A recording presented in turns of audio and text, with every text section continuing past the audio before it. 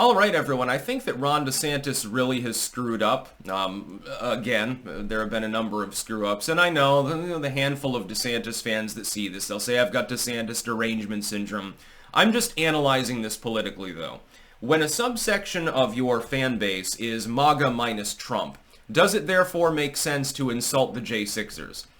No, it doesn't. The fact that a person would have soured on Trump, possibly due to his age, possibly due to the electability issue. There are people who believe that he can't win. They think Ron DeSantis can for some reason. I think they're living in delusion, but we'll move on. But their reasons for not backing Trump aren't even a visceral hate of him. It's just they prefer a different candidate. In many cases, that's Ron DeSantis. But many of them support the J6ers. It's become a very partisan issue. I can't imagine any voting bloc within, the voting public that's going to be participating in the Republican primaries and caucuses anyway. I can't think of a single voting bloc that he will do better with by making these comments. He was asked about the J6ers, and he said, well, they were being unpatriotic. It was not a patriotic thing that they were doing on J6. But I can see that there's at least a limited voting bloc that he probably hemorrhages now. In fact, he'll probably go back to Trump, and I'll say, okay, enough of this horse shit. I thought he was viable. By the way, the viability argument, that went out the window months ago anyway. It's kind of clear, the writing was kind of on the wall politically, what's going to happen in the Iowa caucus, for example. I think that he really screwed up. Like, this is a Class A screw-up. Because he didn't read the room properly. What he should have just used weasel words or something and said, well, I'd rather talk about something else. Or, just avoid the question, dodge it entirely. Or say, well, I think that here's a nuanced answer. Some of the people at J6 committed violent crimes, clearly were riotous, etc.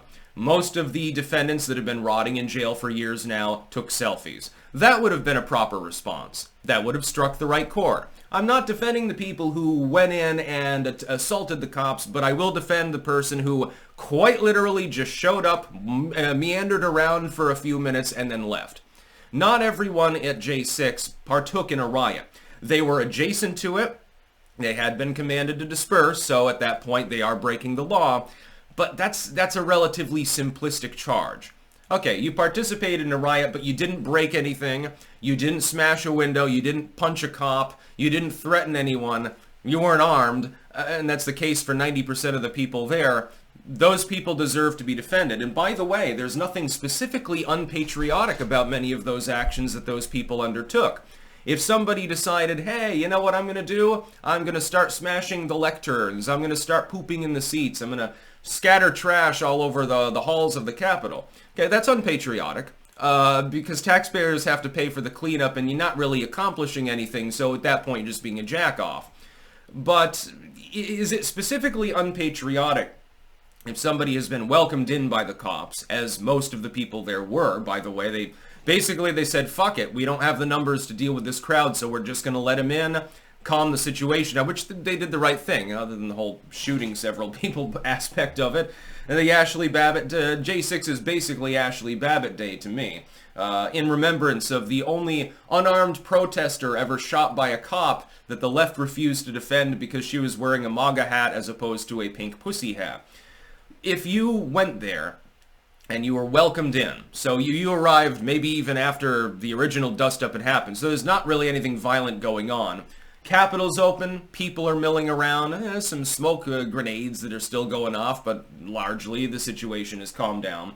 And you entered the Capitol to see the rotunda and, take a selfie with the QAnon shaman or something like that. How the hell is that specifically unpatriotic?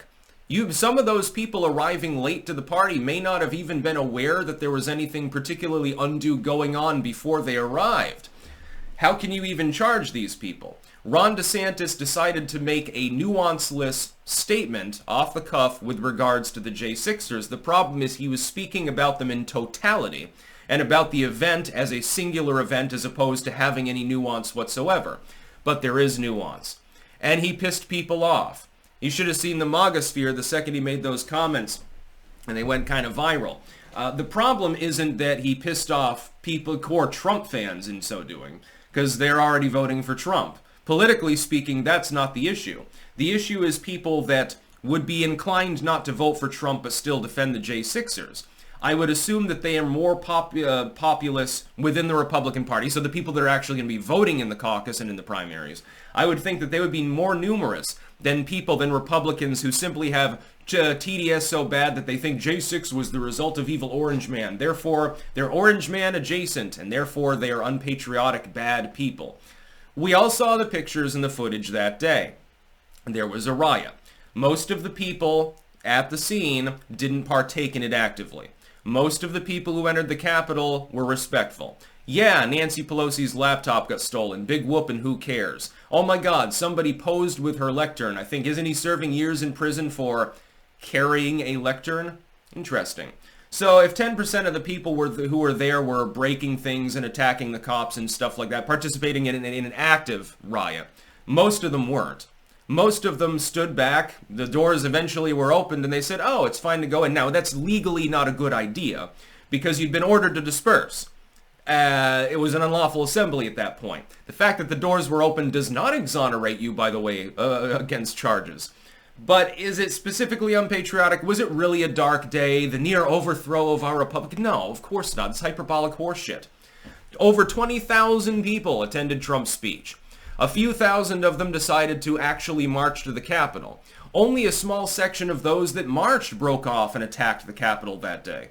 And it was an attack originally. I mean, they were beating on the police. Absolutely. It had devolved into a riot at that point, a violent one. Violent, but mostly peaceful, actually. It was a little bit fiery, but, you know, CNN's coverage was a little bit different about that than when leftoids were burning Wendy's to the ground. That's the other thing. DeSantis could have ignored the question, whirlwinded, and simply pointed out hypocrisy. Well, you keep asking about this J6, but what about the George Floyd riots in which a dozen people died, billions in damage were done? What about the time that they caused the White House to get locked down and injured over 100 security members, including members of the Secret Service trying to breach the White House, forcing it into lockdown because they were pissed about Brett Kavanaugh's existence? He could have done that. That would have been a good answer. Again, I don't think it would have caused him to win a significant number of voters, but it would have been seen as principle. It would have been a good response. He forgot. It's almost like in his mind, he had a brain fart, and he thought he was running in the general election, as opposed to running in the goddamn GOP primaries. Support for the J6ers, lopsidedly, is by Republicans. It's the majority of Republicans and a significant minority of independent voters. You don't need to appeal to the Democrats. They're not going to vote for anyone with an R after their name anyway. Wouldn't matter. They might vote for Nikki Haley because she sounds just like Joe Biden anyway, only a little more coherent. Oh, want to start wars? And by the way, it's perfectly acceptable to abuse your kids, and the state should stay out of it. I expect her to start talking about her, her support for the Green New Deal or something like that at any given moment. And in fact, despite how bad Ron DeSantis screwed up here, it's still nowhere near as bad as Nikki Haley's string of fuck-ups lately. So, there's a silver lining for the DeSantis people. Your candidate could basically punch himself in the face, throw down a banana peel, slip, crack his skull, and piss himself, and he would still somehow be better than Nikki Haley. It's not saying much, but yeah, don't worry. Your guy will never be at the bottom of the field as long as she's in it. That's about all. Peace out.